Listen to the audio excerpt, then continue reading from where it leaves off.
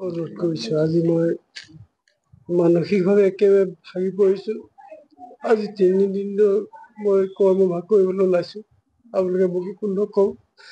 মই এটাই অনুৰোধ, মোৰ ছোৱালীজনী অকালতে শেষ হৈ গ'ল। গতিকে তাই প্ৰকৃত যাতে ন্যায় পায়, ন্যায় ব্যৱস্থাৰ ওপৰত মোৰ আস্থা আছে।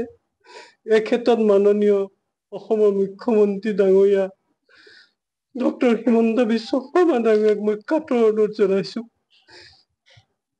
মই অকালতে হেৰাই যোৱা ছোৱালীজনীৰ যাতে উচিত তদন্ত লাভ কৰিব পাৰো, এই ক্ষেত্ৰত শ্ৰদ্ধাৰ মুখ্যমন্ত্ৰী ডাঙৰীয়াই যাতে সহায় কৰে, তাৰ বাবে মই কাতৰ অনুৰোধ কৰিছোঁ।